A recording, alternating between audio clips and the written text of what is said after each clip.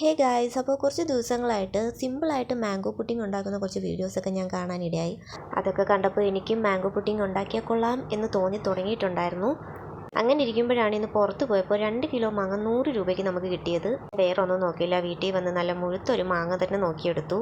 അത് നല്ലപോലെ കഴുകി വൃത്തിയാക്കി തോലൊക്കെ കളഞ്ഞ് പീസാക്കി.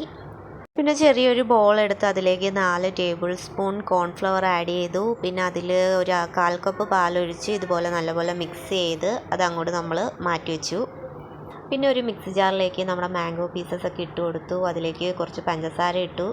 പിന്നെ ഒരു 1.5 കപ്പ് പാലും കൂടെ ഒഴിച്ച് മിക്സിയിൽ വെച്ച് നല്ലൊരു പേസ്റ്റ് ആക്കി എടുത്തിട്ടുണ്ട്. പിന്നെ ഈ മിക്സ് നമ്മളൊരു പാനിലേക്ക് ഒഴിച്ച് ഒരു മീഡിയം ഫ്ലെയിമിൽ നല്ലപോലെ ഒന്ന് കുക്ക് ചെയ്തിട്ടുണ്ട്. ഇത് നല്ലപോലെ ഇങ്ങനെ ഇളക്കി കൊടുത്തുകൊണ്ടേ ഇരിക്കണം. അങ്ങനെ ഒരുവിധം തിള വന്നിട്ടുണ്ട്. തിളച്ച് കഴിയുമ്പോഴേക്കും നമ്മൾ നേരത്തെ കലക്കി വെച്ചിരിക്കുന്ന കോൺഫ്ലവർ ഇതിലേക്ക് സ്ലോ ആയിട്ട് ഒഴിച്ചു കൊടുക്കുക. ഒഴിച്ചു കൊടുക്കുമ്പോൾ ഇങ്ങനെ ഇളക്കിക്കൊണ്ടേ ഇരിക്കണം ഈ മിക്സ്, ഇല്ലെങ്കിൽ പെട്ടെന്ന് കട്ട പിടിക്കുന്നതായിരിക്കും. പിന്നെ കോൺഫ്ലവർ ചേർത്തതിന് ശേഷം കുറച്ച് നേരം കൂടി ലോ ഫ്ലെയിമിൽ ഇതൊന്ന് കുക്ക് ചെയ്തെടുക്കണം. അങ്ങനെ കുറച്ച് നേരം ഇങ്ങനെ ഇളക്കി കൊടുത്ത് വേവിച്ചതിന് ശേഷം ഗ്യാസ് ഓഫ് ചെയ്തു. അതിലേക്ക് 2 പിഞ്ച് സോൾട്ട് ആഡ് ചെയ്തു. ലാസ്റ്റ് ഒന്നും കൂടി എല്ലാം നല്ലപോലെ മിക്സാക്കി. അങ്ങനെ ഫൈനലി നമ്മൾ ഇതൊരു ബൗളിലേക്ക് ഈ മിക്സ് ഒഴിച്ചു കൊടുത്തു.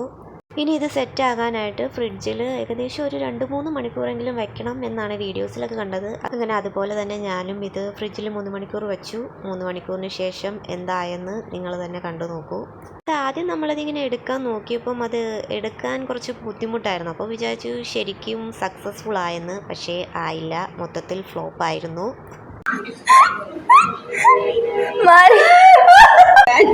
സെറ്റ് ആയില്ല ഗൈസ്, പദ്ധതി ഫ്ലോപ്പായി. മാങ്ങയെല്ലാം വേസ്റ്റ്. അമ്മന് ഇഷ്ടപ്പെട്ടോ?